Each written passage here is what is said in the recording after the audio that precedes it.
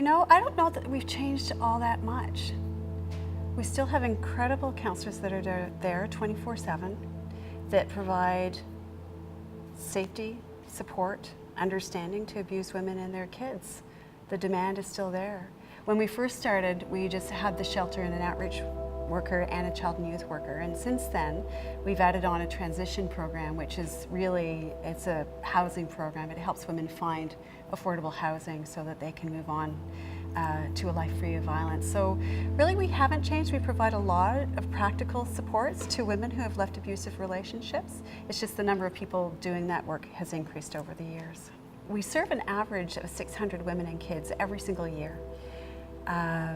So about 100 women and kids use our shelter, and the rest either use our crisis phone or our outreach program. So it's a lot of women that we serve every single year, and these are new women. These aren't women who are repeats at all.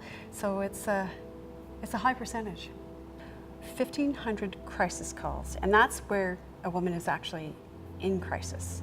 On top of that, we also take probably about 1,500 to 2,000 informational support calls as well. So it's a busy phone line, and that's why we have counselors there 24/7 so that we can be responsive. It doesn't matter what time of day or night. We serve the Georgian Triangle, and so for us what that means is from Meaford, the town of the Blue Mountains, over to Creemore, Clearview Township, Stayner, Wasaga Beach, and then Collingwood as well, and all points in between. Sometimes we will serve women from outside of this area, women who are escaping and needing a safe place to go outside of their community, but for the most part, it's the Georgian Triangle.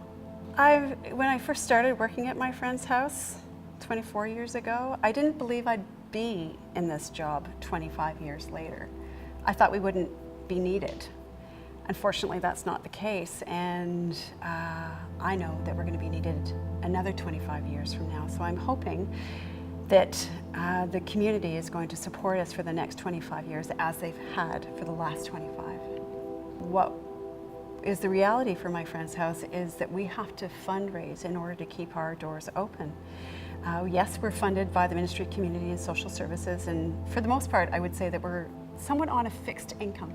So we only get so much from the ministry, but the cost of running a shelter, especially a service that's open 24/7, is huge. And as our costs keep on going up, like any other household, the food prices go up, gas goes up, things break, things have to be repaired, and as those costs keep on going up, we can't ask the ministry for additional funding. We have to go to the community to help us out. So whether it's donating financially, which is always the best way to support any kind of charity, we could also use folks' assistance, whether it's through in-kind services, the donation of even non-perishable food items, or if you buy a roll of paper towel for your home, buy one for the shelter as well. There's lots of different ways folks can actually support my friend's house, but ultimately we need financial support. We need the donation of money, and then that way we can gear it to the places where we need it the most.